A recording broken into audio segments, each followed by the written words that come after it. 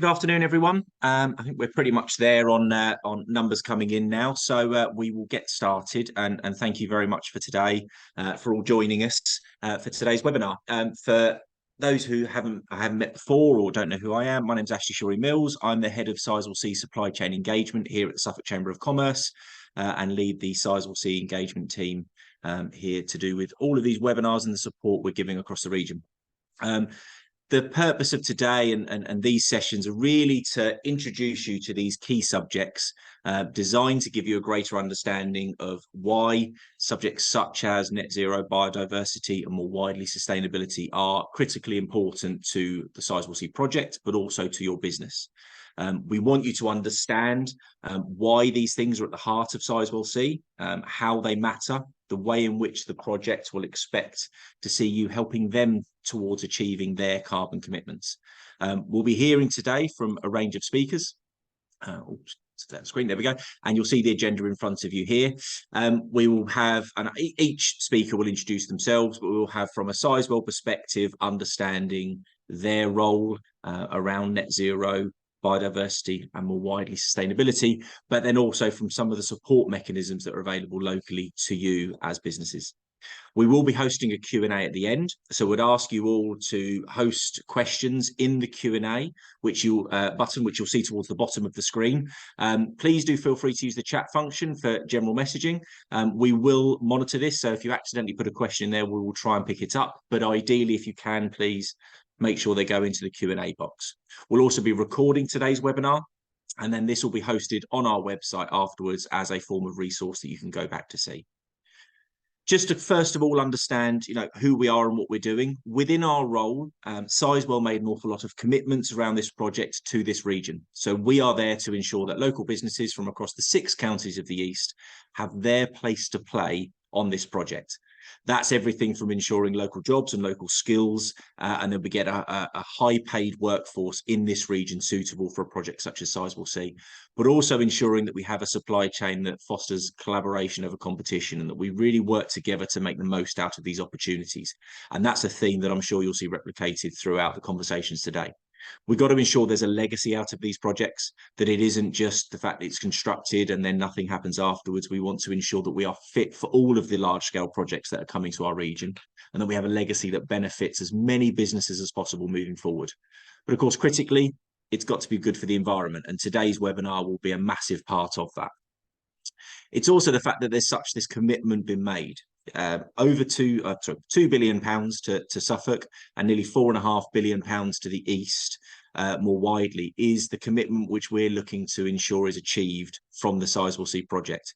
That's massive investment, massive opportunity for local businesses, all part of this wider levelling up and nuclear supply chain agenda, but actually more widely the energy sector full stop for this region. So huge opportunities ahead, and it's things such as Sizewell C and these other projects that will bring that to businesses from across Suffolk and across the East. What is vital, though, is it's not just about price, that actually social value will be at the heart of everything that is going to be explained today and through this project. I know Jack will touch on this soon, but we're wanting to make sure that these aspects of social value are evidenced and delivered through Sizewell, and the top little honeycomb, if you like, on this diagram is where the localism fits in. So social value and particularly around a local supply chain is not just a nice to have. It's a critical part of this project. It's in contracts. They want to see local businesses have an opportunity from Sizewell, and we're obviously there to help deliver that for you. So I will now hand over to your first speaker today, and that'll be Jack Raven, who's one of the project managers at Sizewell C. Jack. Thanks so much, Ash. Yeah, good to be speaking to all of you today. I get the opportunity to kind of introduce some of the speakers coming up and signpost to some of the interesting topics that we've got. I work for the client organisation, so as Ash said, a regional development project manager with Sizewell. Essentially, it's my and our team's role to kind of act as that interface between the community and the project to make sure some of these commitments that we've set out are achieved in reality on the ground. So talk a little bit about that and more. So if you move on to the next slide, Ash. Firstly, I'm going to start probably telling you lots of things that you already know, but just as a kind of quick overview and reminder of the project, you know, I don't need to tell everyone, in a large nuclear power station on the East Suffolk coast, and some of these numbers in here you'll be very familiar with. So potential to provide 7% of the UK's electricity demand, operating life of 60 years. We've got this 9 to 12 year construction project just ahead of us. Very close replica of Hinkley Point C, which is about halfway through its construction down in Somerset. So lots of learnings coming out of that project that we're using and applying to this project. But basically looking to kind of help achieve the country's commitment to net zero and providing kind of a clean energy source for electricity. We've made some really strong commitments, as Ash said, with the local community, and that's both in terms of, you know, direct employment, investment, a way that we approach the project, and again, my team's role, or our team's role, is to you know, hold the delivery project to account for some of those commitments that we've made. The key bit on this slide, that blue box there, is our overriding priorities is nuclear safety and environmental management. We've got some strategic priorities that we'll be talking a little bit more about as part of this webinar today with some of the speakers. So we'll move on to the next slide, Ash. Quick reminder on the timeline. So all the stuff that's happened today, you know, great that we managed to get our development consent order approved last year. Anyone who's really close to Leiston will have seen some early works happening. That includes things like site clearance, some environmental habitat creation as well. At the end of last year, we achieved our government investment decision. So the project is now 50% owned by EDF, 50% owned by government. That will further change when we get to our final investment decision, where those two majority shareholders will become minority shareholders, and the project will be around 60% privately owned by institutional investors and hedge funds. And basically, the point of this slide is to say, you know, we've come to lots of these webinars and met a lot of you businesses before on the call and said, you know, this is something that's coming up. It's the opportunity that's in the future. Very much today, what we wanted to kind of say is the reason we're having these detailed discussions now is because this project is imminent and upon us. So very early next year, you know, as I say, some early works have already been happening. There's already been some activity in Leiston and in Sizewell. Next year we trigger the development consent order, which is a really exciting transition for the project where things really start to ramp up. So you know, we don't have to talk too far in the future anymore, which is the point here. If we move on to the next slide, Ash. I wanted to cover a little bit about ESG. So this is framing some of the discussions and the speakers that we've got coming up. Environmental, social and governance, as it says on slide, is essentially a framework that we'll be using to kind of measure and evaluate those non-financial performance areas of the project. So and particularly when we're talking about performance, we're talking about performance against those commitments that we've made particularly. So whether that's to do with the environment, whether it's to do with our you know, local spend, that's kind of what we're talking about there in terms of measuring our ESG performance and why it's core to the project. So it's a kind of measuring ESG is something that proves investability, financeability for projects like this. So those private investors that I mentioned, you know, they measure all of their funds performances in terms of ESG, and it's something that we're now you know, making sure that we're performing highly across the board, basically, to make sure that the project is as investable as it can be. Government also have that similar expectation on us for ESG performance as well, and it gives us a really helpful way of tracking what we're doing.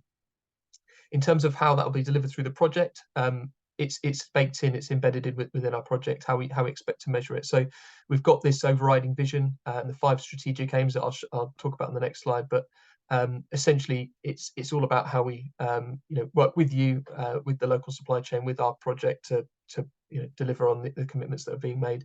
So you know, essentially what today's webinar is all about is telling you about how you might be able to help help us with that performance and how you help us achieve those commitments.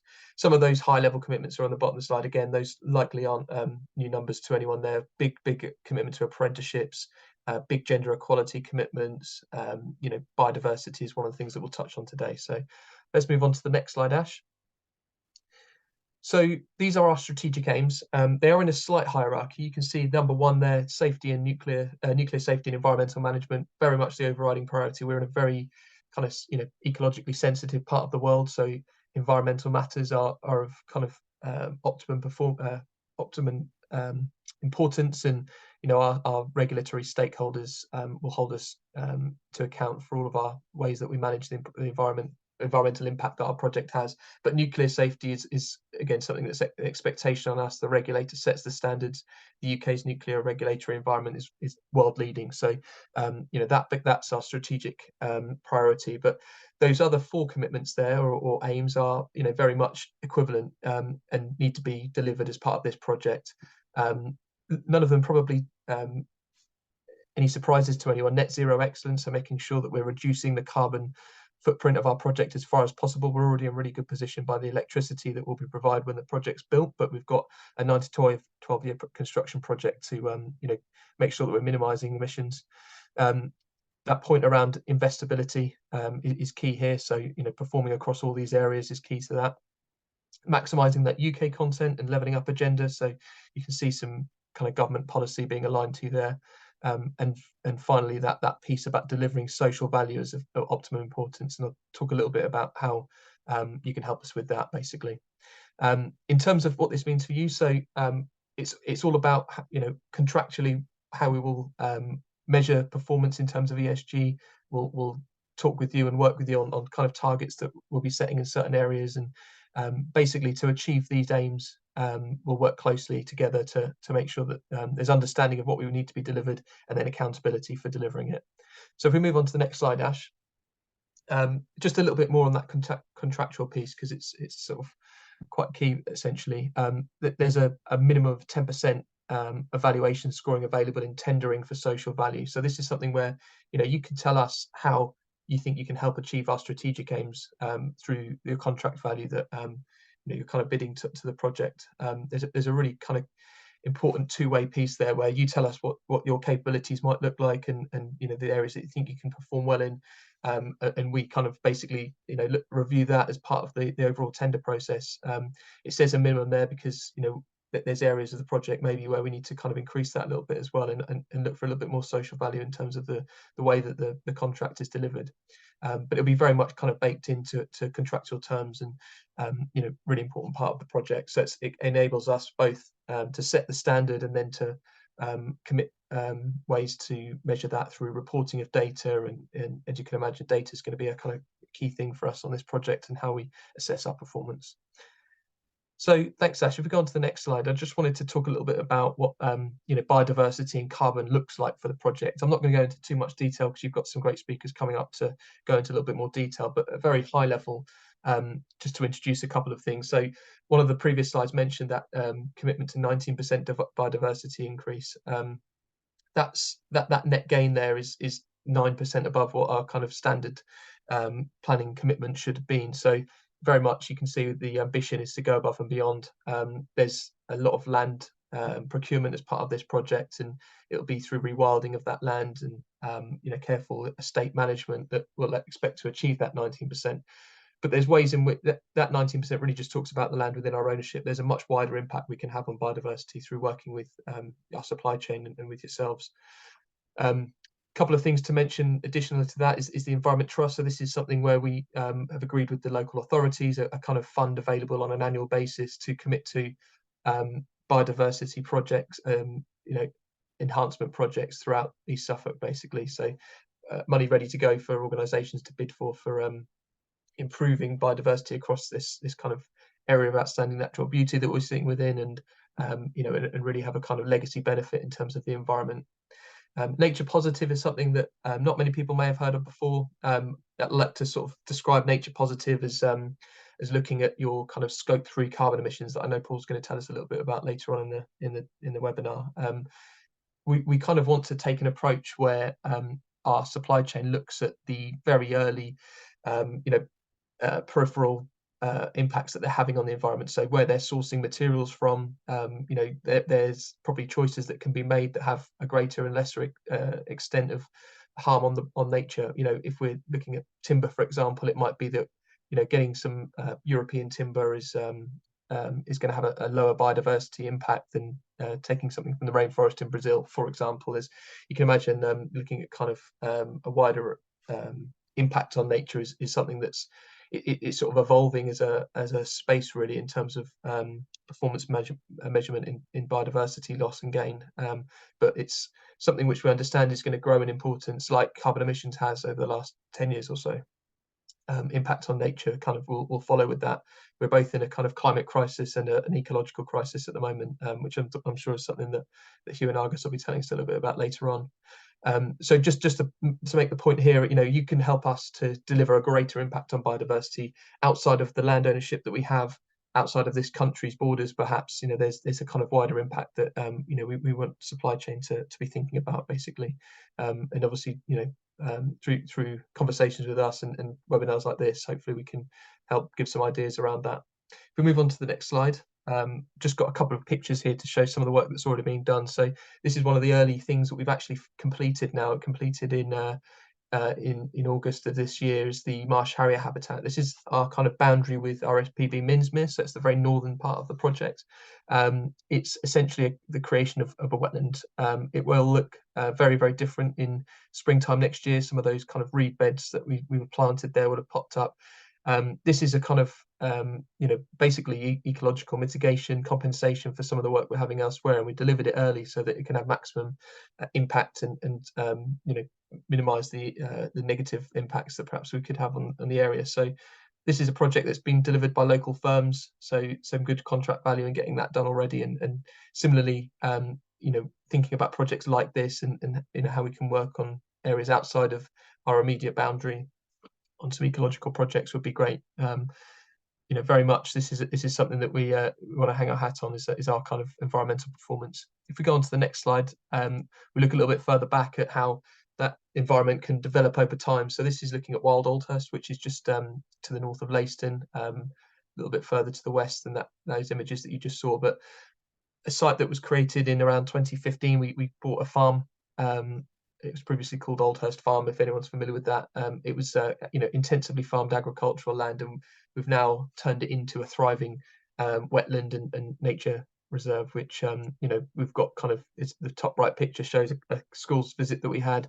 The nice image in the middle was taken last autumn, I think, or the bottom left is a couple of marsh harriers that we have foraging in the area. So proven track record really of having these environmental interventions that will have a big impact on our local environment, and very much what we're talking about today in terms of biodiversity increase is where we want to continue with as well. So there'll be more on biodiversity later. If we just go on to the final slide from me, Ash, is talking about carbon as well. So I know that you've got Michael and Paul coming up, so I won't spend too much time going into the detail of this. I just wanted to kind of give a high level overview and intro to what carbon management means for us. On the right hand side, you've got well, in the circle really is the key bit of information, is our life cycle carbon footprint. So very much from the mining of materials, production of machinery, use on site in construction, through operation to decommissioning. This captures a view of all of our carbon emissions footprints compared to the amount of electricity that we're going to provide to the grid. So we're in a very good position. The lower number, obviously, the better. The lower carbon intensity, we're in a really good place compared to some renewables type generations, and a much better position than coal and gas, as obviously you'd expect. Michael's going to go into a bit more detail on this, but we've kind of baselining our carbon emissions and looking for ways that we can improve on that already really good position.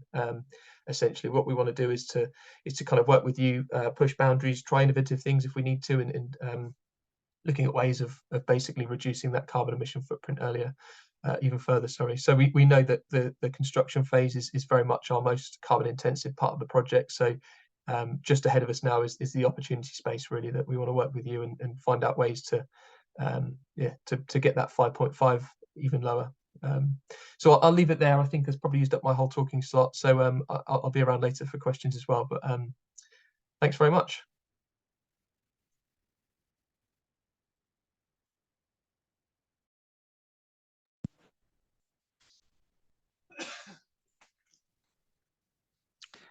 Great. Hi, everyone. So thanks for joining today's webinar. So I'm Michael High, a sustainability analyst at Sizewell C, and I'll be taking you through our approach to managing and monitoring carbon during the construction phase of the project and building on some of the topics that Jack covered in his slides. So next slide. Great, everything's working. So a quick agenda for this presentation is first giving a background to why carbon is important at Sizewell C and how we're planning to manage and monitor carbon, and what we're expecting from you in terms of reporting, and finally touching on some of the innovative activities we'll be trialing as part of the project to reduce carbon. Next slide. So why carbon is important at Sizewell C. Next slide. Great. So if you're paying attention, you'll have already seen this slide, and Jack covered it in quite good detail. So I guess a bit of a background to the project. So obviously the world is experiencing a global climate and nature emergency that threatens the livelihoods of millions of people around the world. And reducing emissions of greenhouse gases is one measure we can do to try to limit the worst effects of climate change. So this concept is really at the heart of the Sizewell C project. So we aim to deliver low carbon, reliable electricity derived from nuclear energy. And Jack covered the life cycle on the right. So the flow diagram from raw material supply and construction through power station operation to generate electricity, and then through to decommissioning and radioactive waste management at the end of the project. So the box at the bottom shows that the electricity generated from Sizewell is among the lowest of the renewable electricity generation technologies, and much lower than gas and coal. But as Jack said, we identified through a life cycle assessment that the emissions during the construction phase of the project had the highest contribution to the overall emissions. So to kind of further reduce our overall emissions and deliver even cleaner energy, we want to engage with the supply chain to reduce the carbon emissions over the construction phase of the project. Next slide. So how are we planning to reduce carbon at Sizewell C? Next slide. Great. So Sizewell C is committed to pursuing PAS 2080 accreditation. So this is a standard that provides a framework for carbon management in buildings and infrastructure. So the standard was updated this year, and it really emphasizes the need for challenge at all levels across decision making, and the need for supply chain innovation, which I see as really key to driving low carbon in the industry. So I won't go into any more detail on that standard, but if you're interested, it's free online, and there's a guidance note provided, which gives really good examples of how to lower carbon in your operations. So I guess guided by PAS 2080, Sizewell C is developing its carbon management strategy. So this is where we commissioned a detailed baseline of our predicted emissions over the construction phase, from which we hope to set reduction targets and monitor the progress against these targets to further reduce our impact. And then the last point here is that our carbon requirements will be rolled down via principal contractors. And as Jack mentioned, there's that 10% social value during tendering. So being low carbon could help you win the work. Next slide. So I'll briefly cover our carbon management strategy here. So it's formed of 3 phases, the first of which is defining the baseline. So that means defining the baseline or predicted emissions over the construction phase of the project, from which we'll then set the targets, which is phase 2 of the project, phase 2 of the strategy, and then moving on to phase 3, which is data collection and reporting. So after we've set those targets, we need you, the supply chain, to report your supply chain emissions, so we can measure that progress against those targets. And I'll cover what you need to report in what form on a later slide. Next slide. So this slide covers the construction baseline in more detail. So as I've said, we aim to set reduction targets against the baseline, so we need to make sure it's as accurate as possible at this stage of the project. So essentially, we're in the process of updating the baseline to use the most up-to-date information available. So the boxes on the right show the typical life cycle stages of a project. So our construction baseline only considers the kind of before use stages, so that's stages A1 to A5. So this covers the emissions during the product stage, A1 to A3, where raw materials are supplied and goods manufactured, stage 4, the transport to site, and stage 5, the installation. So the results of the baseline can help us to identify key emission hotspots across the project. So this could be kind of the materials that contribute the most or with the highest contribution of emissions. And then for the supply chain, depending on your scope and influence, we want you to identify any emission reduction opportunities and provide some reduction targets. Next slide. So Jack mentioned these contractual requirements.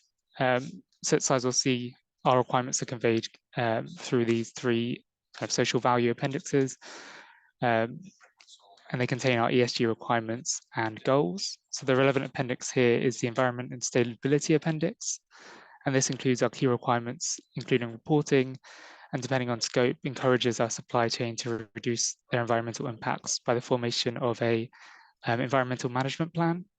So this plan will be used to set targets on performance on environmental and sustainability matters within individual scopes. Next slide. So what we'd like from you, next slide. So as an organization, we've committed to annually reporting our scope 1, 2, and 3 emissions to meet regulatory and investor expectations and requirements. So I won't cover the scope details here, as I think they might be covered in a later presentation, and it's not entirely necessary for the purpose of this slide. So essentially, to report on our project emissions, we need you to report your primary data to us, which will then transform into kind of CO2 equivalent emissions using conversion factors. To facilitate this reporting, we're procuring a reporting tool and hope to make it as user-friendly as possible. And some of the data you'll be requested is shown on the slide here. So for example, if you're a material supplier, you could be requested for the types of material, the quantity used, the distance between your manufacturer and the project gate, and the vehicle type used to deliver that product. And then if you're providing services, it could be the quantity of fuel used on site, and then number of people traveling to site. So I've included at the bottom of this slide an extract from our interim reporting template. So this is what we'll be using before the ESG reporting tool goes live. So for example, this one's the first section, so machinery powered by fossil fuels. So you can see we simply ask for the fuel type, so here diesel, and the fuel quantity, 1,000 litres. So as suppliers, you're most likely going to be providing data via the principal contractor. But as I say on the slide, we're here to support you if there are any issues or queries, so just get in touch.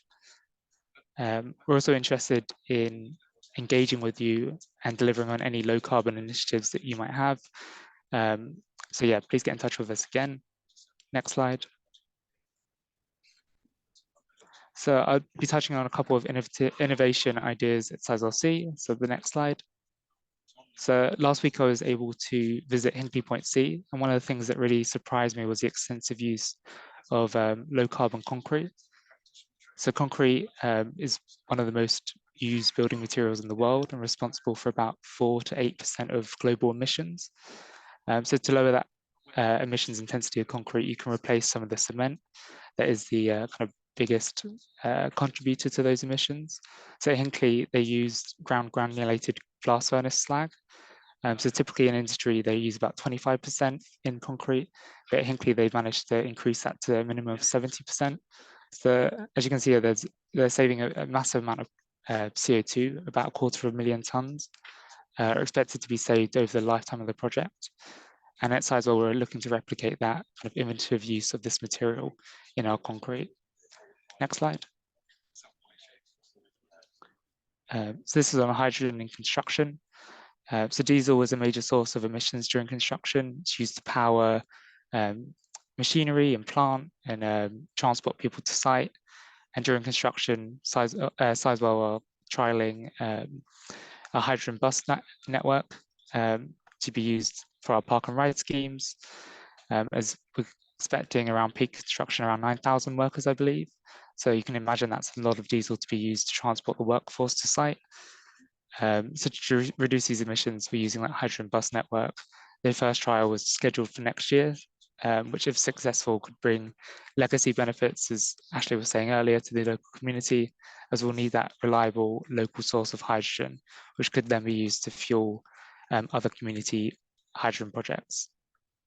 Next slide. Yep, so a quick summary here. So as I said at the beginning, low carbon is at the heart of the Sizewell C project. We aim to deliver a low carbon, reliable electricity source, but we have an ambition to lower our environmental impact further during construction but we need that support from you, the supply chain. So yeah, please let us know if you've identified any opportunities or if you have any questions, because we really want to support you. And as I say on that last point, we're looking at moving towards a net zero together. We want to take you along. So yeah, please let us know. Please get in touch. And that's it. Thank you. Thank you, Michael. So Hugh or Argus, whoever's speaking first, if you're available, and then we'll go into Wild East.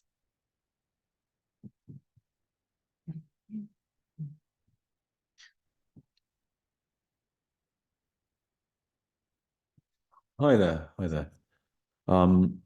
So the first slide here really is just the introduction to Wild East, and the what we've been asked to look at is the supply chain side, but also as part of this, there's a bigger idea around connectivity, the role of the supply chain in what we're trying to develop as a Wild East movement, identifying the Eastern region as an area of nature recovery, and the impact that the supply chain can have with the Sizewell construction process, which obviously has its own impacts and mitigations, but looking beyond that and that kind of legacy work, and also how that can tie in with the local community as well.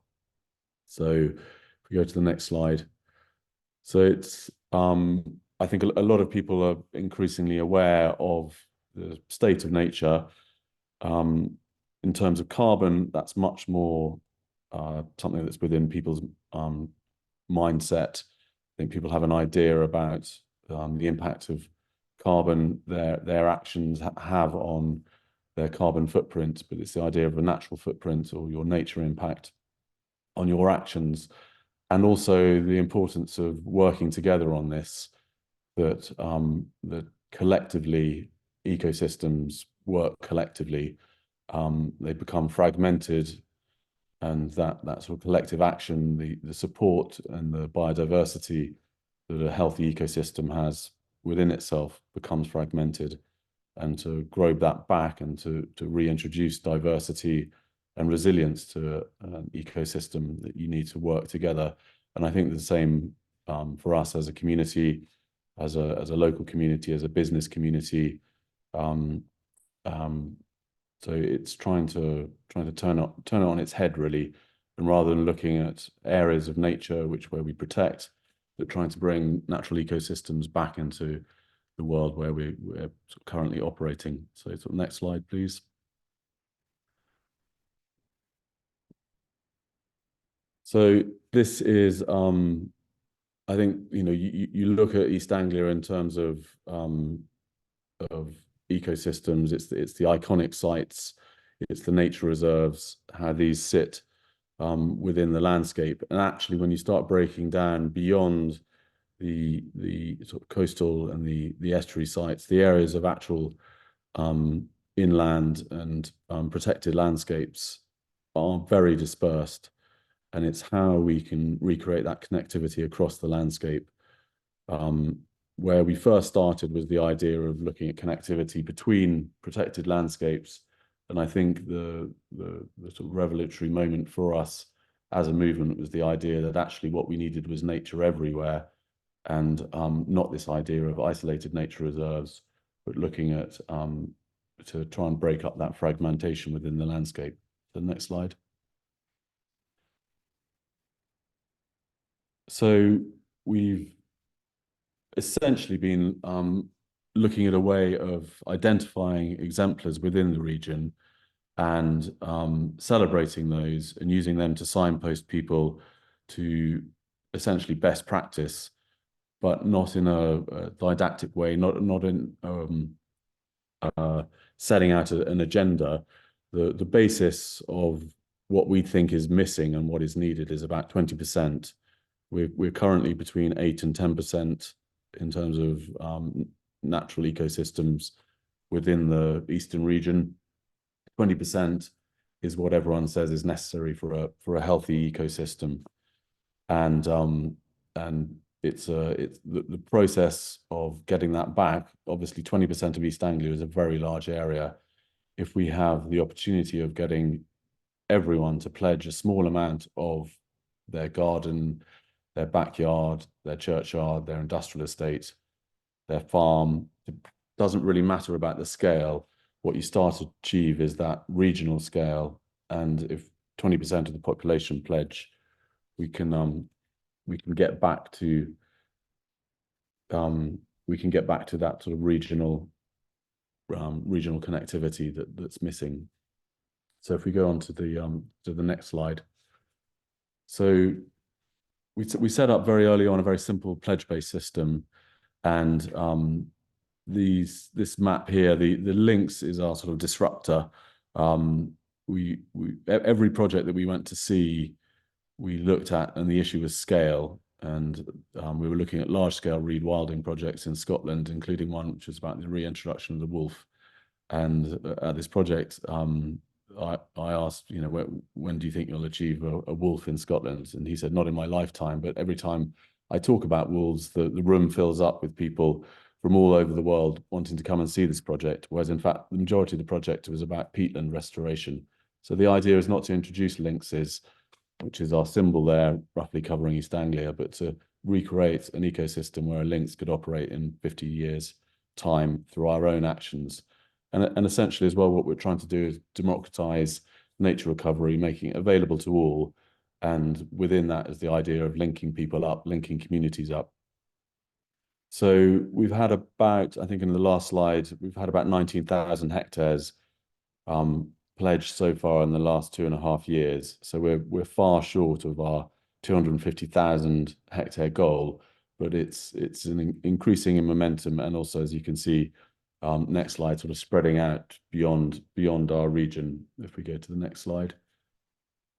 So this is just a time frame of our 19,500 hectare pledging, and then some other symbolic, the wolf in the north there, the wild hart of the Midlands, and the sea eagle and beavers in Wales. But you can see the pledge-based system, which is essentially a playful process of pledging people's commitments towards the map of dreams.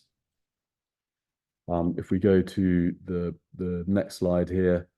So the basis of the idea is that we all come together through this pledge system and across land uses. And I think that's the crucial thing as well, is that if everyone does it, it's not just about farmers having the solution to carbon or nature recovery. Actually, it's all of our roles within that, as consumers, as producers, but also just as having control over how processes are happening across the landscape.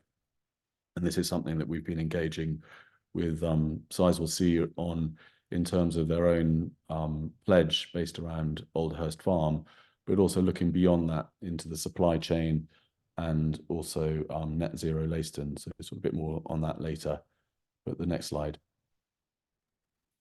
So through this work with the supply chain, we've got a working title really, is Wilder by the Sum of Our Parts.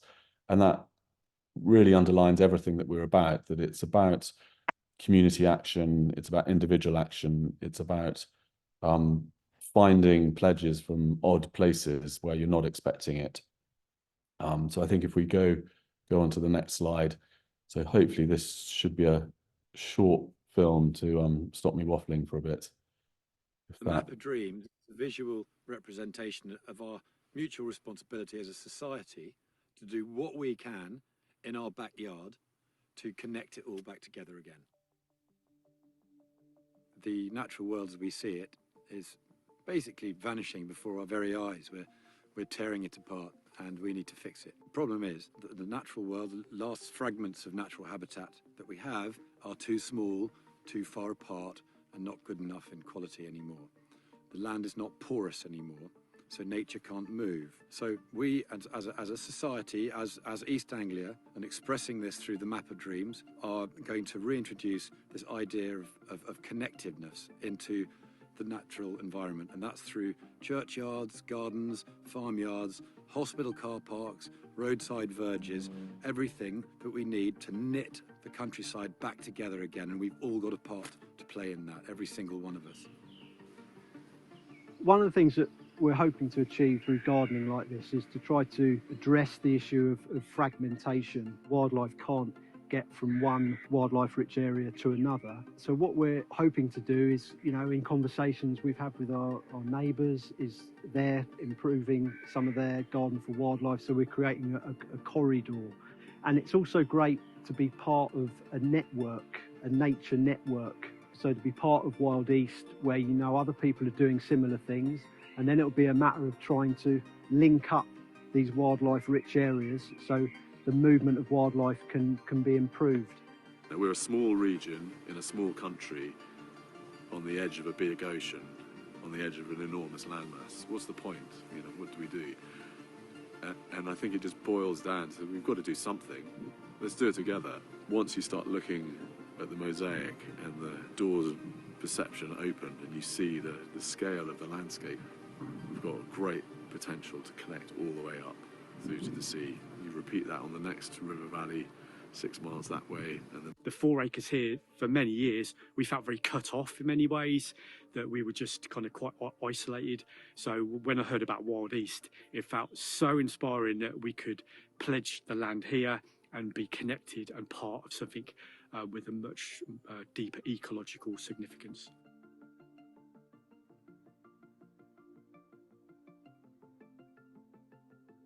This sweep of ground running out in front of me is 2 years old now, and it's what we're calling a wild edge. People have been saying to me, why would you do that? And actually, what I've been throwing back at them is, why wouldn't you? Because it's awkward with big machinery to get into. You know, you save time, tractor time, you save carbon, which is both opening up the soil with machinery, but also spraying carbon onto the fields. You store carbon, as in this ground is now beginning to become a carbon sink, slowly, and you save nature because you're contributing towards diversity into your field system. We've been really hard on ourselves about not just the science of this, but the financial viability. And over the course of 10 or 20 years, we're going to be eating up, and this is my Wild East pledge, 20% of the farmland to be wild edges or similar, to greater connectivity across the estate. And we're doing that gradually. We're about 2% now, but we are pretty convinced that with more efficient farming, with lower need of chemicals and a more diverse cropping mix, that we're actually going to be as profitable a unit as we ever were, but much richer in biodiversity and a restored sort of ecosystem.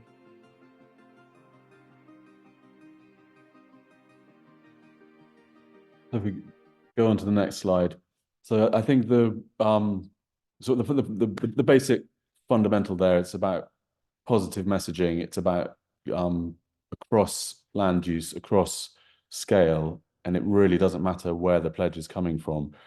Where we've started is from a sort of farm basis, and where we thought we were starting was the idea of rewilding and iconic Exmoor ponies on the estuaries, on the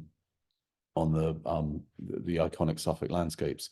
But actually, I think the key thing, as this slide illustrates, there's other things going on within those estuaries. They are under pressure, both from the infrastructure projects, but also from the farming landscape.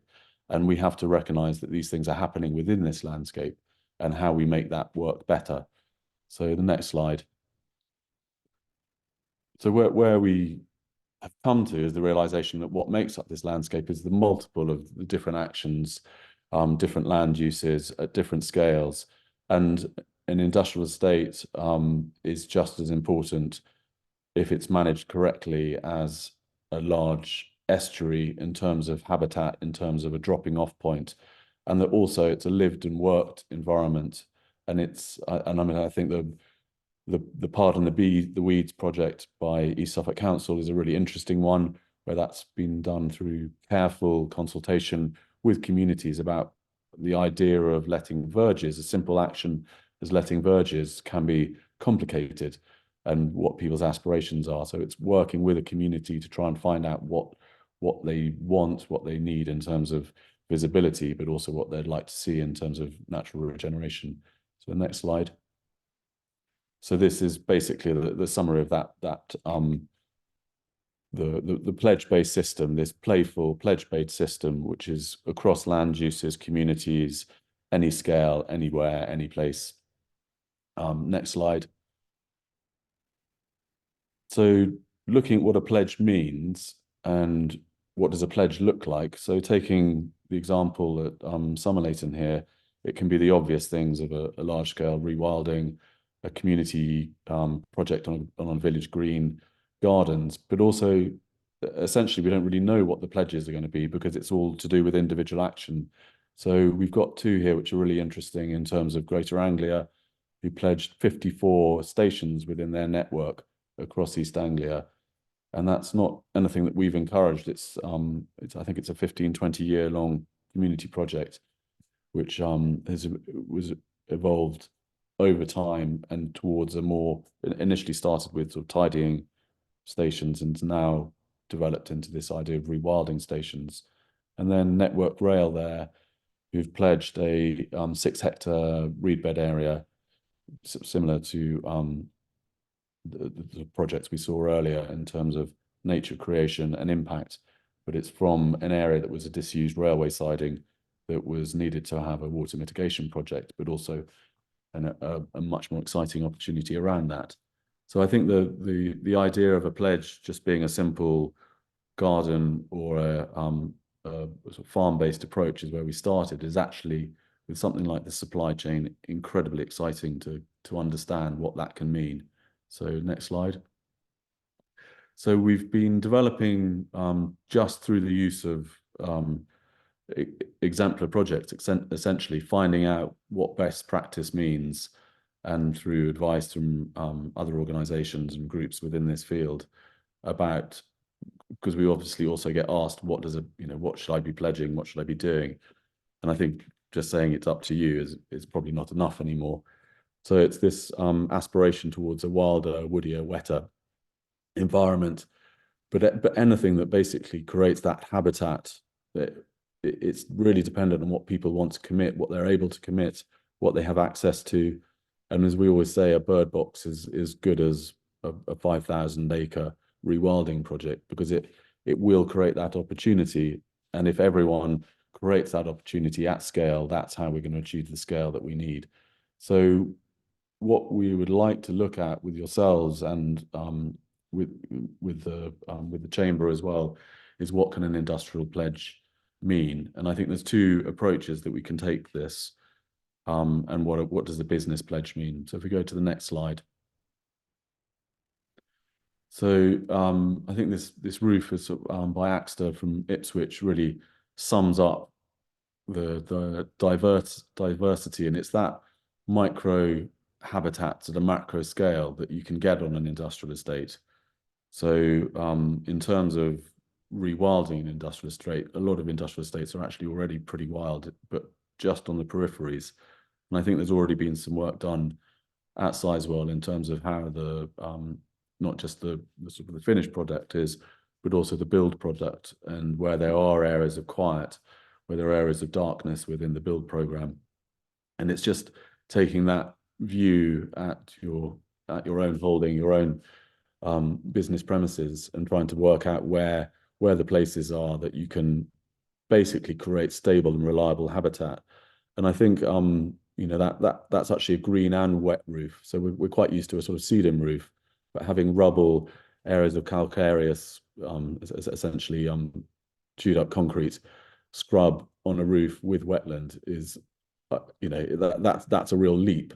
But having areas of bramble on an industrial estate, having that stable, reliable habitat. So if you look at the bottom slides there, they're all on an industrial estate near here, near Framlingham, where you've got turtle dove, you've got nightingale, you've got willow warbler, sedge warblers, and starlings, all using essentially what is an industrial fabric on the estate.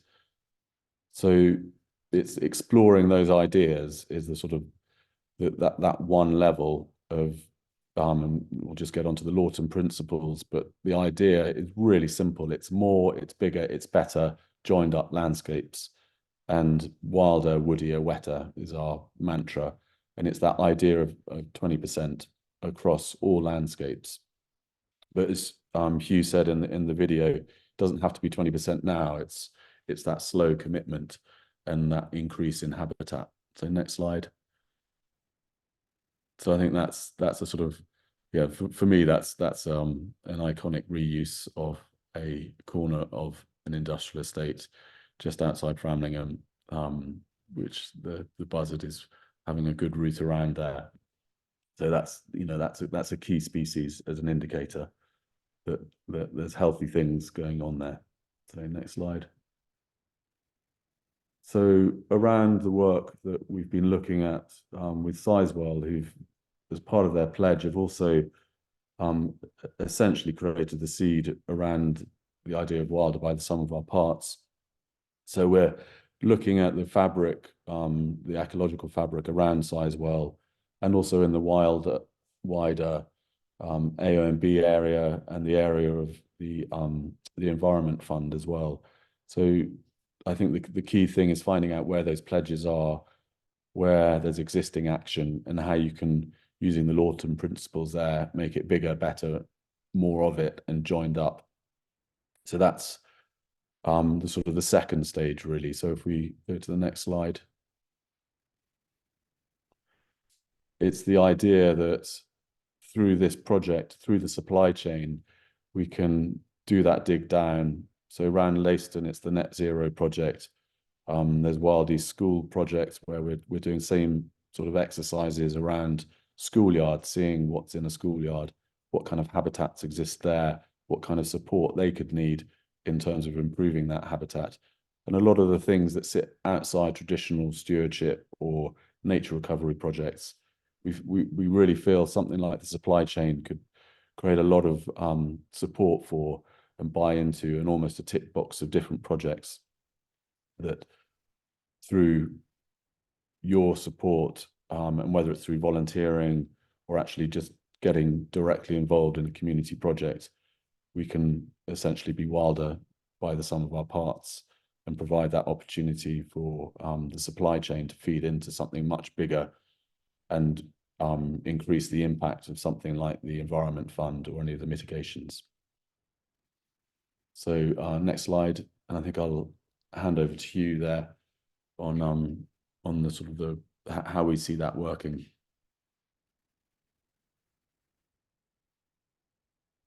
Have we got you there, Hugh? Yeah, I'm just trying to, I'm just trying to get my video. Is that okay? Can I do that? Bethany, can you unlock my video? It says, okay.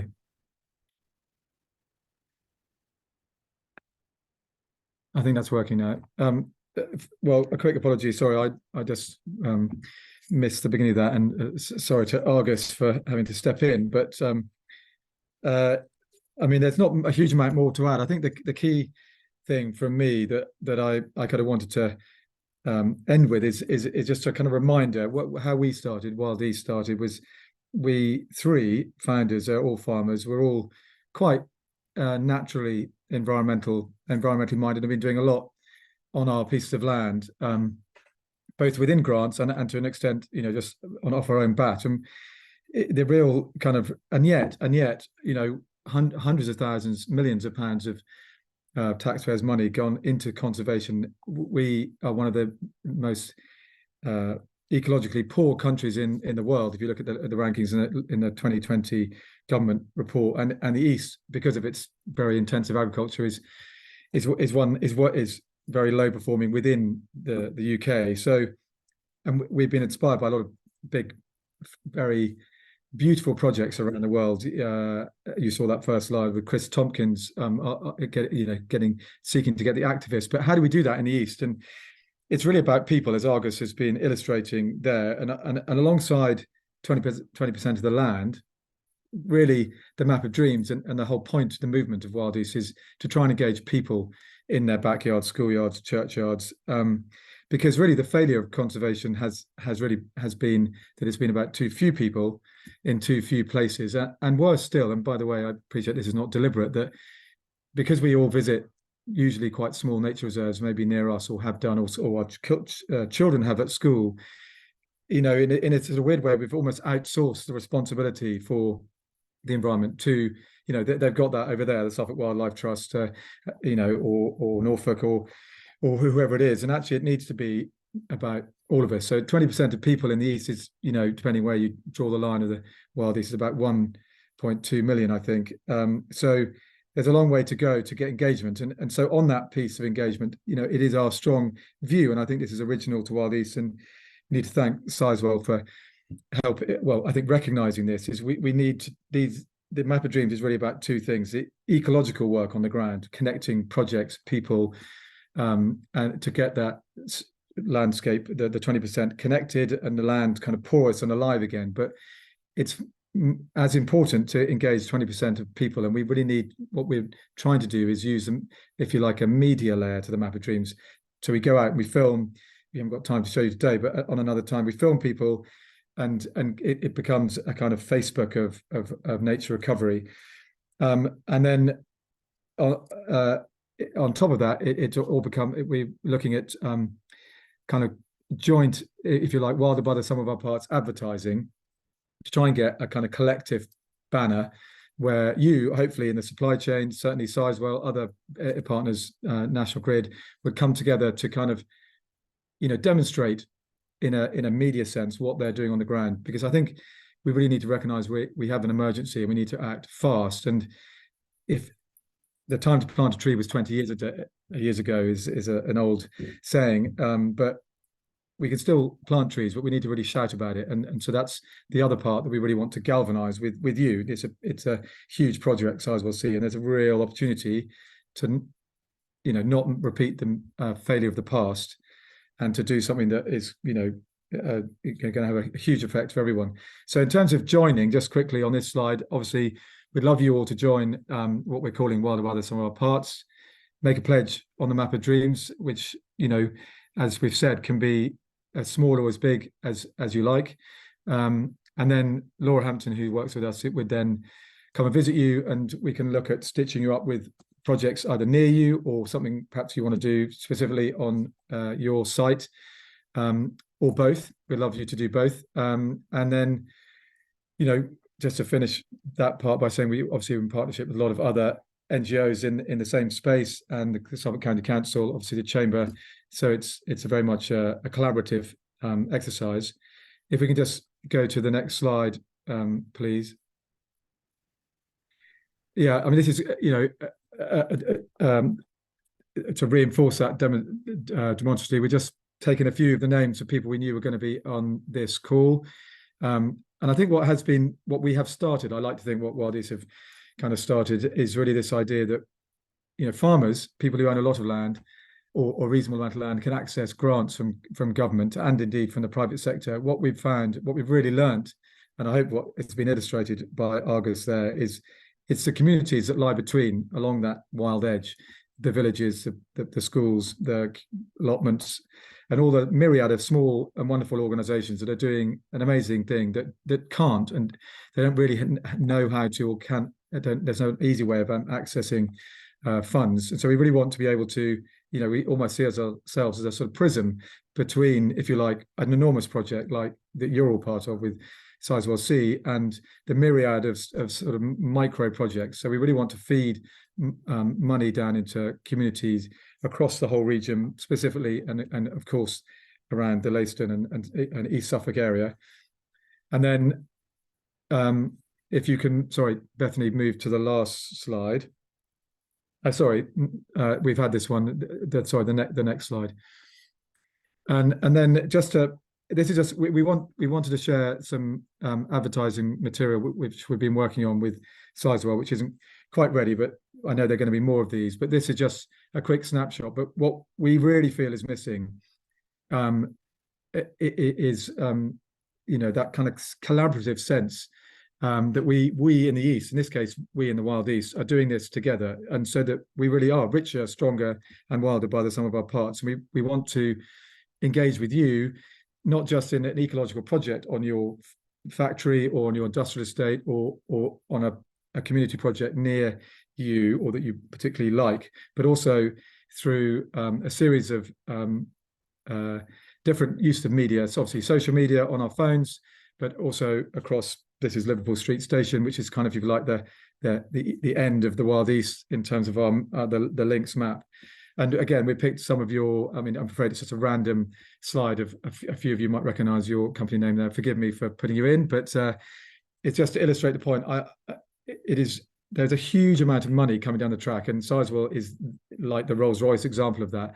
There's a stampede of private equity and other, and then of course at the other end there's landowners like me sort of scrabbling for to get into that, and there's a real danger, and I really think this is an important way to end, actually, that we could easily repeat the mistakes of the past. We'll have tens of thousands of little projects that everyone can scratch their back feeling good about, but they won't be joined up, and we'll still have a fragmented landscape, and we still won't have, let's say, 20% of the people who are on that journey with us. 20% of all the people living in all the houses doing something different in their garden is by far the most important impact, really. And without media as part of that process, then I really think we run the risk of repeating the mistakes of the past, too few people and too fragmented.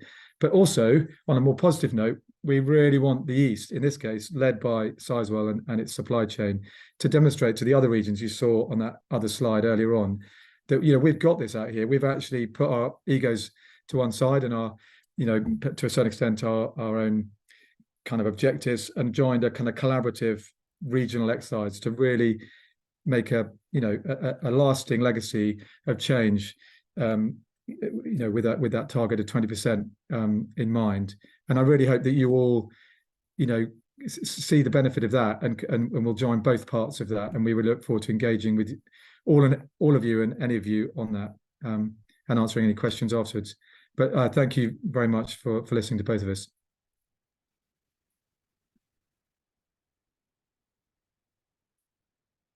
Hello, thank you, you and Argos.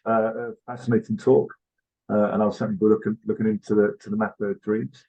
I'm Paul Copsey. I'm delighted to be a part of today's webinar, and today I'm going to talk about understanding, measuring and reducing your carbon emissions, both why and how.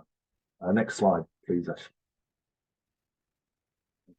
If we need reminding, which we don't, of just how serious the situation is for Earth, we only have to see some news footage from COP28 in the UAE, or watch Planet Earth 3, and it can appear it's beyond us and out of our control, but it's not.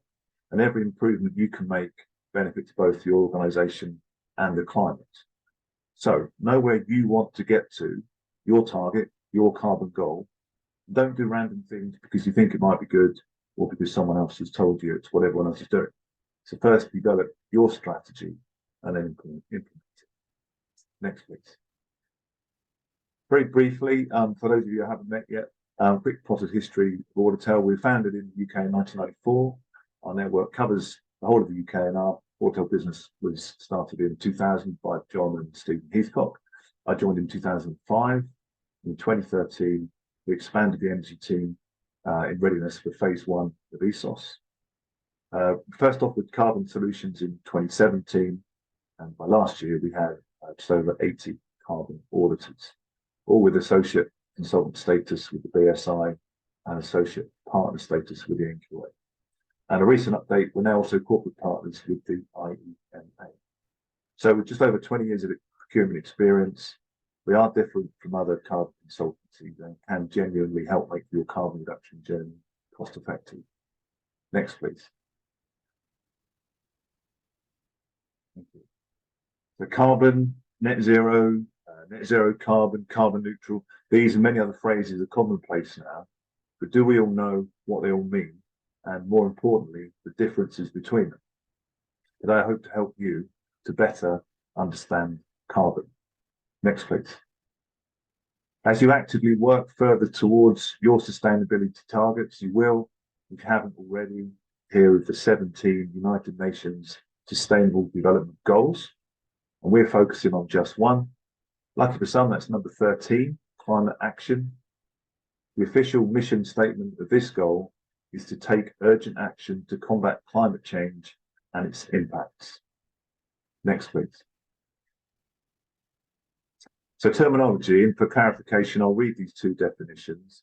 Carbon neutral, as a short to medium term goal, means balancing or reducing greenhouse gas emissions by offsetting an equivalent amount of carbon for the amount produced. I note the emphasis on reducing. You cannot achieve verified carbon neutral status by offsetting alone. And net zero, a long-term goal, this is reached when the amount of residual CO2 equivalent emitted is matched by the quantity of CO2 equivalent removed or captured. You cannot achieve net zero by offsetting. Next, please. Net zero, the global ambition on the left versus the now on the right. With 55 gigatons of CO2 equivalent per annum, we need to both reduce the greenhouse gas emissions and increase the anthropogenic carbon removals year on year to achieve a net figure of 0 gigatons of CO2 equivalent per annum. Next, please. There are 7 greenhouse gases shown here: carbon dioxide, methane, 5 more, but it's a live webinar, so I'm not going to read those. But you may have heard of 1 or 2. And to aid reporting, these are all calculated as carbon dioxide or CO2 equivalents, hence tons of CO2 equivalent. You've got there on the bottom. Next slide, please. Now, you may have seen a slide like this before, and it's one of the most important you'll see today. You can see the 7 greenhouse gases in the atmosphere and 3 emission scopes containing 18 categories. The scopes 1 and 2 are usually fairly easy to get data for and calculate emissions. Natural gas, F-gas, which may be used to top up your air conditioning and fuel, account for most of scope 1. Electricity is the main emission for most in scope 2. And almost all of our energy clients have 0 emissions here, as they've already accepted renewable electricity supply contracts. The scope 3 is a different story. It's complex. It includes the up and downstream. Working out what is relevant and obtaining data can be difficult, which is why some firms believe they can exclude it, and then they run the risk of greenwashing. You do have to include a relevant subset boundary 15 scope 3 categories that apply. Now, for many, depending on sector, that boundary will include 5 or 6, perhaps, maybe including purchased goods and services. We heard about timber as an example earlier. Capital goods, transportation and distribution, business travel, employee commuting, use to sold products, leased assets, and so on. Next, please. Appropriate for the weather lately, perhaps. This iceberg visually demonstrates the typical spread of carbon emissions for most organisations, with scope 3 accounting to around 85 to 95% all emissions. Next, please. Opportunities and challenges. So as more organisations and consumers begin to question and take action to reduce their own carbon footprints, the more your customers will demand to see how you are accounting for your own and what you're doing to reduce it. Whether it be to comply with increasing levels of legislation and legal reporting, to win tenders, be that in Suffolk, across the UK or internationally, to satisfy increasingly savvy consumers, to tackle cost increases, or just to stay competitive, no UK business can ignore its carbon footprint. Challenges or perceived challenges. If you do lack any experience, don't worry, that's why we're here. And we're expert in identifying and helping secure the required data. It can appear a mammoth task, but find someone to help you to develop carbon reduction strategy and then tackle it step by step, starting with your first verified carbon footprint report. Greenwashing is a genuine concern. I'll come back to that later. And those who look to deceive the public deserve to be called out. From day one, our work adheres to greenhouse gas protocol, removing any risk of falling foul of scrutiny. And there will always be a cost, but the reputational, environmental, commercial, and financial returns will far outweigh that investment. Ask yourself why both DHL and UPS are verified carbon neutral. We already have clients that are choosing them for that reason to eradicate their own downstream transportation and distribution emissions. Next, please.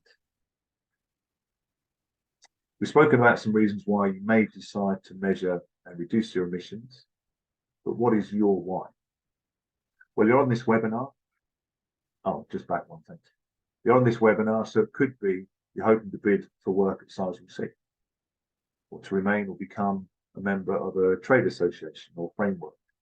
to help you recruit and retain staff, or for when you're meeting potential customers, or to get a step ahead of your competitors, or to catch up, or of course, just because it's the right thing to do for this planet that we're lucky enough to inhabit. Next slide, please. Thanks, Ash. The risks of greenwashing. You've heard the term.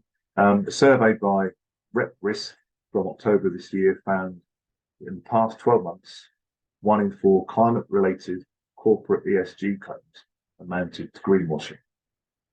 Now, you're not all representing corporates, of course, but it demonstrates how large and smaller firms, unwittingly or otherwise, can make misleading statements. Not only could these misinform consumers, it could lead to reputational damage and even litigation. As one example here, H&M, they were denounced in 2020 after launching a brand called Conscious, based on 100% organic cotton in its products, and it was found to be only 20%. Independently verified carbon reduction progress will never fall foul of greenwashing scrutiny. Next, please. So let's move on to the process for carbon management, go into a little bit of detail, some of the stages, particularly measurement. One of the most important steps is you cannot reduce what you can't measure. So that's always the starting point, measuring your carbon emissions, the carbon footprint of your organisation. So step 1 is to define and measure where you are today. Step 2, to agree on action, implementable plans to reduce your carbon within a set period. You could then get verification from a recognised body and gain ISO 14064-1. Step 3, if you want to reach carbon neutrality, offset your remaining emissions. And step 4, have your work documented and validated to provide comfort in your claims. Verification from a recognised body here could result in PAS 2060 certification. Next, please. So potentially this could be your roadmap to net zero, depending on your industry, your priorities, and of course your emissions. We talked about having a plan. Yours could look something like this, with the intention to measure, reduce, and verify your carbon reduction progress annually as you advance to eventual net zero status. Next, please.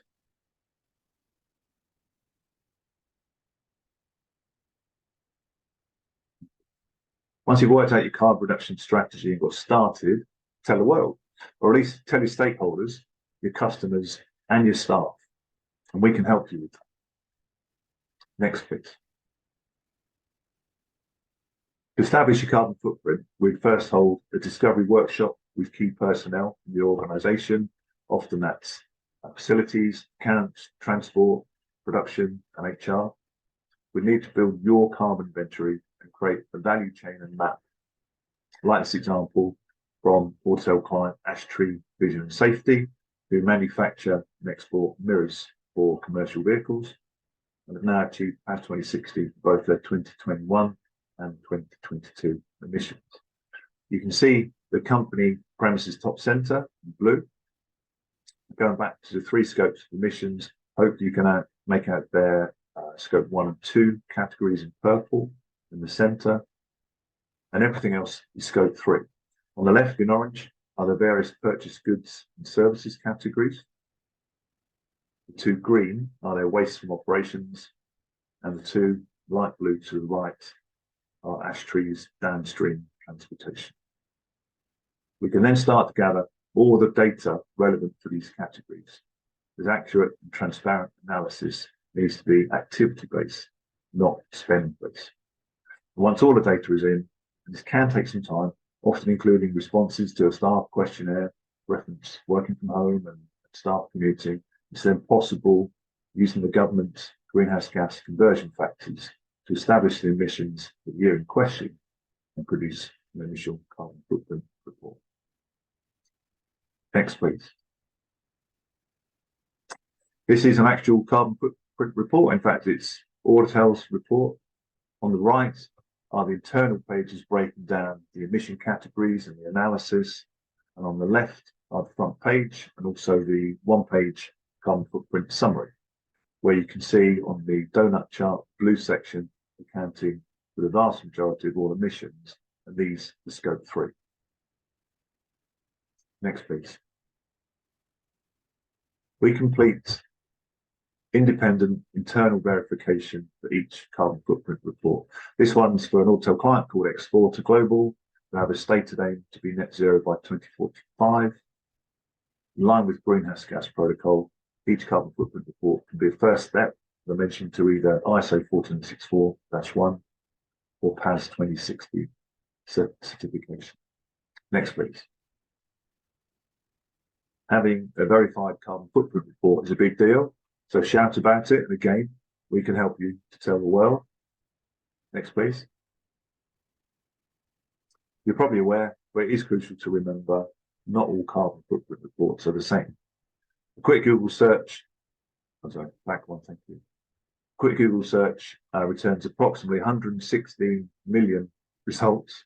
I didn't look at them all, but some of those are firms publicising their own reports. Many are so-called free footprint calculators, often looking to sell you other services, often expecting you to know all your emission categories and to do all the work, and very often not including scope 3.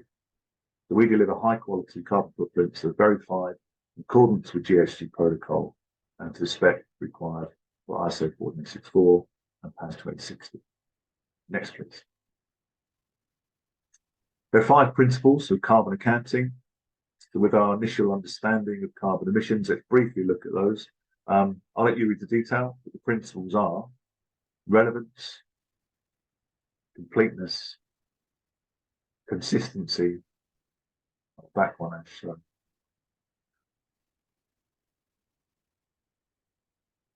Sorry, can you go back one? Thank you. Consistency, transparency, and accuracy. So you need to develop a roadmap for your ultimate goal of net zero, and that journey needs to begin with a robust, verified carbon footprint. Next, please.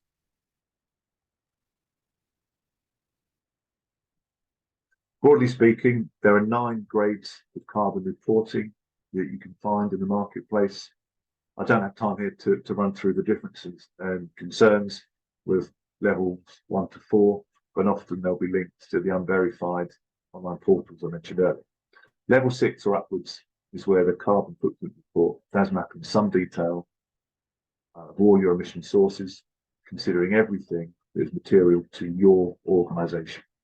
Level 6 or above provides detail, definition, and documentation as to those boundaries, that narrative as to what it is you're actually measuring within your organisation. It absolutely has to look at scope 1 and 2 emissions, but it should then also go further to look at all material scope 3 emissions. We work to a minimum level 6 so that our clients, even if they're not looking to achieve ISO 14064 or PAS 2060, have a high quality of carbon footprint. Next slide, please. Sorry, bear with Paul. I can't see them. Just yeah. Something very wrong. So we need 2 seconds. Sorry. It should be good on now. It's started to throw it off. Yep. Thank you. Next slide. Thanks, Ash. So yeah, just tap it again, probably. There you go. Thank you. PAS 2060, I keep mentioning it. So here are the reasons we like it. And I forgot to mention also, it's currently the only international standard for verified carbon neutral. So why we like it? The standards are clear and definite. You can't ignore your material scope 3 emissions. You can choose to part offset, but only once you can demonstrate you've reduced your total footprint. It's not you or us saying what you've achieved. It's independent verification that stands up to any scrutiny. It's not restricted to any disclosure framework that you may choose. And you can choose to report on a location, a product, or even a one-off event. And in the near future, we'll be helping firms also achieve ISO 14068-1 and PAS 2080, as mentioned earlier by Mike. Next, please. So quickly back to the 4-step carbon management process in step 2, to agree an action, implementable plans to reduce your carbon within a set period. Next, please. And once you've established your carbon footprint, we'd run a further workshop for carbon reduction. Next, please. The workshop will establish your carbon reduction goals, and a carbon reduction plan can then be produced, and within that, you create the following 4 stages: identify, prioritise, implement, and measure. Next, please. And a completed carbon reduction plan will contain all the carbon reduction business cases relevant to your organisation and emissions, and look similar to this on the left. It will include expected reductions in emissions over your set time period, the measures you have or will be implementing, and document the additional reduction opportunities you intend to investigate further. On the right is an example of one business case from a carbon reduction plan, and in this scenario, the client investigating moving their company vans from diesel to either half hybrid or electric, and the client chose the middle option, leading to an estimated carbon reduction of 14.5 tonnes of CO2 equivalent. Next, please. Potential carbon reduction categories projects fall into 3 main categories seen on the right: behavioural, capital investment, procurement. Every firm's emissions and therefore recommendations are unique to them, but this slide shows how we chart the expected ease of implementation and their impact on reducing existing carbon levels. So as an example to investigate further from each category, here could be car sharing scheme, heat pumps, and whole life cycle carbon assessments. Next, please. So the next few slides are examples of carbon reduction projects that we've identified and then help clients to implement, reducing both their costs and emissions, and with an acceptable return on investment too. This first one is a solar PV project consisting of 5 modest arrays totaling 67 kilowatt peak with a carbon reduction of 395 tonnes CO2. Next, please. Another solar project, larger one this time, around 410 kilowatt peak with return of 15% per annum. Next, please. For this engineering firm, we introduced an EV first policy, which is a win-win as it's cost neutral for the client and offered benefit in kind savings for the staff. The full carbon reduction potential here was 800 tonnes of carbon equivalent. Next, please. Many of you would have replaced all of your lighting with LED lamps, I'm sure, and will be all well aware of the saving this can create. This client had a payback just over 2 years for the lighting in their 5,000 metre square warehouse. Next, please. Smaller lighting project, 700 metre square workshop with a return of 3.5 years. Next, please. And a lighting project for a professional firm with a 3-year return, project cost 17,000. Next, please. And the last lighting scheme, this time it's an external one with a cost of just £4,000 and a lovely picture of the car park in question. Next, please, is our last carbon reduction example. It's a waste project for a paper product plant in Wales. They wanted to achieve zero waste to landfill, and they now have, including a 97% reduction in carbon emissions, going from 295 tonnes of CO2 equivalent to 7. Next, please. We spoke about Paris 2060 earlier, and if you decided to aim for that, then once you've at least partially reduced emissions, you'd need to investigate your options for offsetting your remaining emissions for the year in question. Now, the world of offsets is complex, confusing, and caution is usually advised. We recommend high-quality voluntary offsets. These are defined by the Carbon Offset Guide as, first, a quality offset credit must represent at least 1 metric tonne of additional, permanent, and otherwise unclaimed CO2 emission reductions or removals. Second, the quality offset credit should come from activities that do not significantly contribute to social or environmental harms. Say, offset. The world of offsets can be complex and confusing. Next slide, please. But here's an example of how it could work. So if your 2022 emissions are calculated at 702 tonnes of CO2 equivalent, If your carbon reduction plan measures reduce that by 10%, then the balance to offset in year 1 will be 630 tonnes of CO2. Current market rate is around £15 per tonne. So the offset cost for that year in question would be £9,450 as an example. Next slide, please. You can then choose how you'd like your progress to be verified. We recommend independent third-party verification from the likes of the BSI or NQA, which, if successful, allows you to gain the PAS 2060 certificate of carbon neutrality. So, achieve PAS 2060, publicise your success, and then go again the next year with a new carbon footprint report, carbon reduction plan targeting your now lower emissions figure. Next slide, please. Thank you. I've gone through quite a lot in a short space of time. I will try to answer any questions you may have. If I can't, I'll find the answer and come back to you. Over to you, Ash. Perfect. Just going to mute Beth's on, sorry. Yes. Brilliant. Thank you very much, Paul. Appreciate that. And thank you to all of our speakers. I was scribbling notes as well. I know I'm not meant to scribble notes. You've obviously done that much of a brilliant job because there's not a single question. And normally there's numerous questions. So if anyone has any questions, then please do feel free to chuck them in the Q&A/chat at the bottom. I know there was a couple of bits in the chat box. Please give a look there. One of the things that was put in the chat box, which is very relevant to a lot of what you've just heard, is there is also a lot of funding streams available for businesses in various ways, particularly focusing on the net zero and the carbon aspects of the presentations you just saw.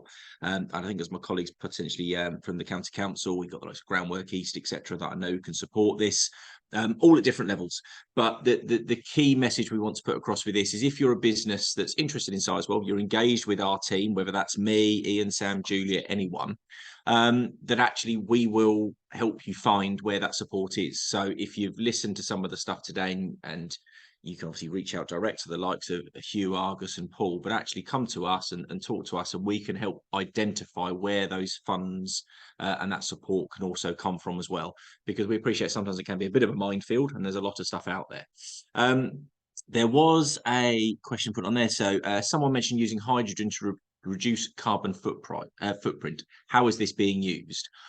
I'll let Michael or Jack come on, but certainly from our perspective in the supply chain, we know we're speaking to a lot of businesses that are now switching fuels from more traditional diesels to hybrid fuels to hydrogen around plant and certainly the busing example that you saw earlier as well. So we're keen to hear from businesses that are doing this so that we can help. And you've put as in HVO. Okay, thank you. Perfect. So, Jack, I see you've come on. So, do you want to answer that in far better English than me? Well, you've done a great job, actually, Ash. Yeah, exactly that. I mean, we are looking at initiatives Jack, ourselves through, assets that we would be procuring as the client organisation. The buses is a great example of testing hydrogen in a transport application. But, we're very much engaging with any kind of use of lower carbon fuels. Hydrogen is a particular interest, given the kind of links to the busing operation potentially, and trying to be a kind of I guess a market creator for hydrogen locally, basically, and having a legacy impact on the hydrogen economy locally would be great. So yeah, looking for propositions that can incorporate that. They'll be looked upon favourably, basically. I think that there is a wider government ambition for introducing more hydrogen into the energy ecosystem and using it as an alternative fuel to move away from things like diesel. A recent announcement from the project was that we'd sort of been as part of a consortium and secured some funding to be a case study really for testing hydrogen use on a construction site. And towards the back end of next year, we expect that to turn into some kind of on-site activity and provide some real data to the consortium bid. And that's a red diesel replacement scheme, and hydrogen is our kind of approach. But there's multiple different ways that you can switch away from fossil fuels to reduce carbon. But you covered it basically, Ash, as well. Anyway. Okay, cool. And I think you mentioned it there about the legacy. It's a key driver for the chamber as well, is that we want to see the benefit from Sizewell, but the benefit from Sizewell will not just be in getting businesses work on the project. It will be developing a hydrogen economy, because Sizewell, through its aims, and anyone who's been to our presentations will understand what they want to create around this energy hub concept of producing hydrogen and having hydrogen more readily available for what they need through construction, but actually for what's possible in the region. And someone somewhere in the UK is going to have to start hydrogen in a mass way. Well, why can't that be this region? And it kind of lends itself to what we have with the Freeport, with Sizewell, with Bacton on the North Norfolk coast. So incredibly exciting time when it comes to hydrogen in particular. I don't think there's any other questions. There were a couple of points I kind of noted, and maybe Michael, I don't know if you can come on, or potentially Alice, who I think's on as well. You talked a lot about the low carbon initiatives, and certainly we hear a lot about them from some of the businesses my team are dealing with on a regular basis. And you kind of said you want to hear from them. Who do they need to be reaching out to? Obviously, if they can come through to us first, how can we reach out? How do you want to hear about some of these new initiatives when it comes to low carbon? If Michael's still there. If not, I'll just get Jack back. Oh, Alice is there. I'll Alice. come on. Yeah, sorry, I'm not sure where's Michael's dropped off to. Yeah, great question. I think Ashley, in the first case, if they're happy to come to you, and then you've got our contact details, that probably works well. And then also just to pick up on the chat under the hydrogen question, there was then a comment about HVO. I don't know if it's worth just discussing that briefly. HVO, for anyone who isn't aware, stands for hydrotreated vegetable oil, which is a second generation biodiesel, a drop-in replacement to diesel. That isn't, I think the two things have maybe got conflated there. That isn't the same as hydrogen, and at the moment we aren't planning. May be something that we look into in the future, but there isn't a policy on HVO fuel at the moment for Sizewell C. So just, I think there may have been some confusion there, or maybe I've misinterpreted it, but I thought I'd just touch on that as well.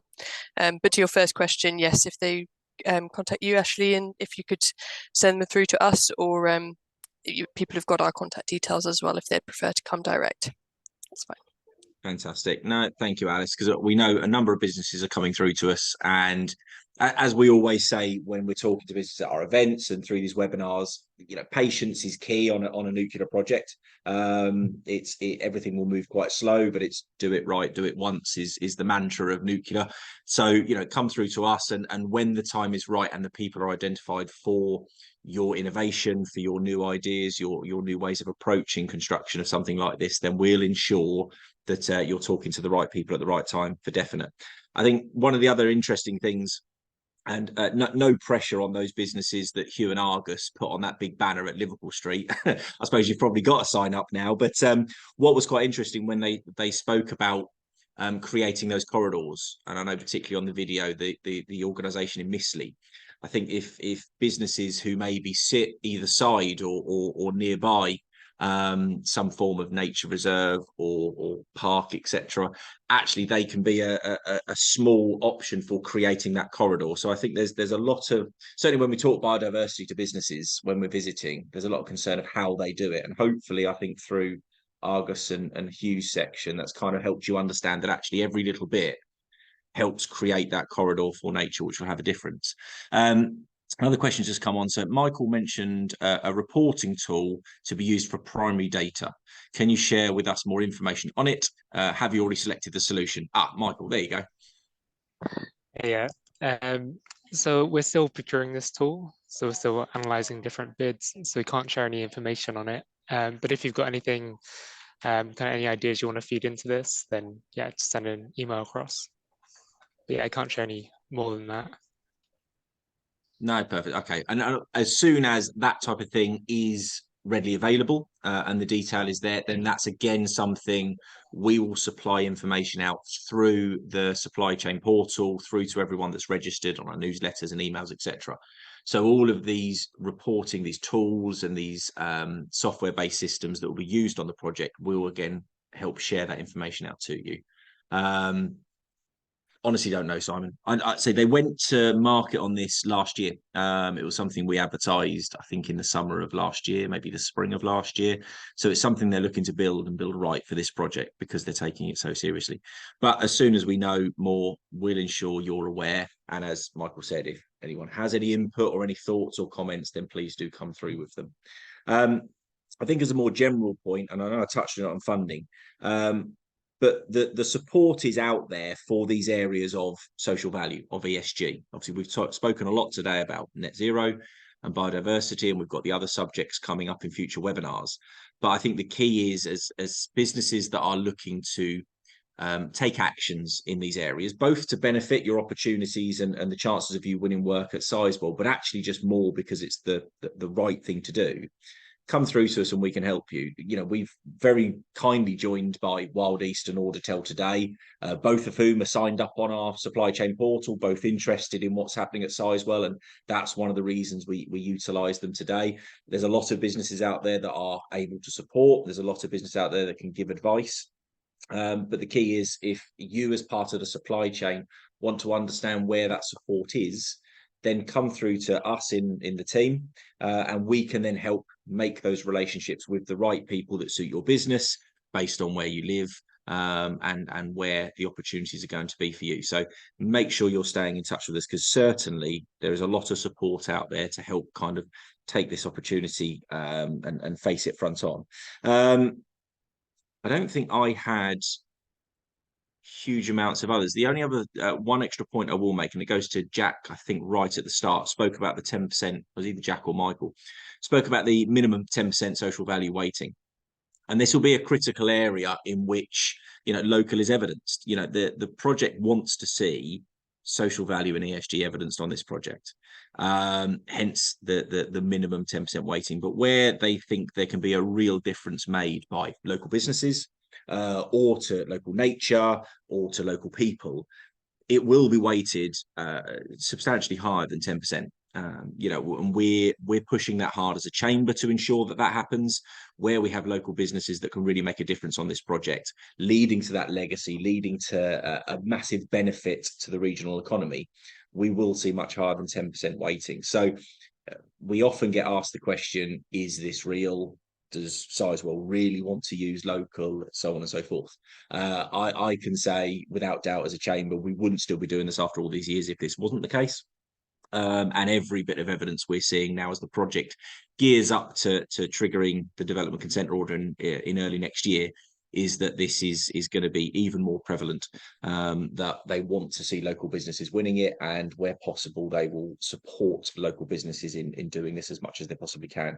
I see your camera's come back on, Jack. Do you want to add anything to that? Or no, I didn't know if that was going to turn into a question for me, but yeah, just to kind of re-emphasize what you said, actually, Ash, I mean, it's yeah, you know, it is a really kind of key commitment really the project's made, and it's through things like this that, you know, people can really learn how to sell themselves, and that minimum 10%, as you said, is a minimum, and we want to kind of work constructively, get your you know, your own proposals in that part of the tender, or you know, to show us, you know, what your capabilities are and what the kind of things that you find of interest and how they match up with our own ambitions. That's a really key part of the tender process. And I think, you know, as you said, Ash, you know, it's going to be as part of that material that gets sent out as part of invitation to tender, you know, where we see some of the things, the opportunity areas are, and it's you know, your opportunity to respond back on that. And it's yeah, really evident in some of the early works that we've done. Some of the local businesses that have been winning work on those advanced works, Ash, you know, they've been really pressed for, you know, can you create any apprenticeships? Can you, you know, deliver local social value? And it's yeah, it's something we're going to continue throughout the project. It's definitely a, you know, really key commitment of the project. Fantastic, thank you, Jack. Doesn't seem to be any more questions. So obviously we, as mentioned before, so we will share all the slides anyway. The recording that we're doing today will be hosted on the website, so you take your chance to look back. I'll apologize now to Paul for pressing too many buttons. Sometimes my laptop decided to have a moment. I'm entirely blaming the equipment and not myself. But just as a final kind of couple of slides just to round things up, and it's one we use a lot through our events, is that, you know, consider what's happening. The project is now moving into delivery mode. It's happening. The commitment's there. it's now a chance for us to kind of show as a local set of businesses, you know, what we can deliver to a project like this. The whole model of replicating from Hinckley is replicating all of the lessons learned, all of the good practices, and not making those mistakes through the bad practices.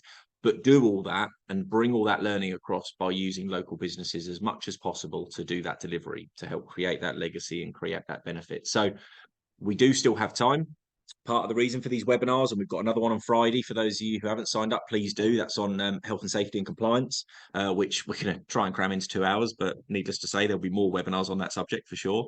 But you know, what we want to see is, let's take this time in advance of work taking place, to help businesses get themselves in the right footing, understand what's going to be expected of them, so that when that contract does come along, when that invitation to tender is in front of you, that actually you're already on the roadmap to being in exactly the right place to be able to tick that box for Sizewell. So critical. The support is there, though. We just need to understand what it is you want. So as businesses who are signed up, if you need support, if you need advice, if you just want to chat, reach out to our team. I saw someone put a message about contact details. We will share all contact details. And, you know, across our team, we're always there and would much rather hear from you and tell you nothing's happening than not hear from you and you all miss out. So very important. And of course, the final note, which we always say, is that most of you on this call, I'm sure, already registered on our portal. If you're not, please do.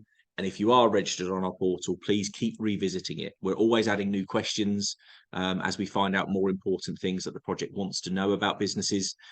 So keep visiting the portal, keep it up to date, make sure contact details are correct, because the amount of opportunities is about to ramp up quite dramatically, and we'd hate for you to miss out just because an email address is from someone who's left the business or anything like that. So vitally important for us to be able to help you in that instance. When we send all these out, you'll also get all the links to our website and to Compete For. Obviously, as a reminder, Compete For is where all the opportunities will be put live, so you'll be able to express your interest in them when they do become, and some other links and emails will be shared on there as well. And so that's it. As I say, there's a little note towards Friday's one. You can still register for that webinar if you wish to. Please do. So you can visit our website onto the events page and you can follow the link there to register for that. But again, if you can't make it for any reason, we will be recording it and then hosting it on the website. And then we've got our next one planned for early January, which is about working with young people and communities. Again, partnering with a couple of social value partners of ourselves and Sizewell C to help deliver that message. But I believe I will just double check one final time. No more questions. So at that point, I'll say thank you very much and look forward to catching up with you all very soon. Thank you.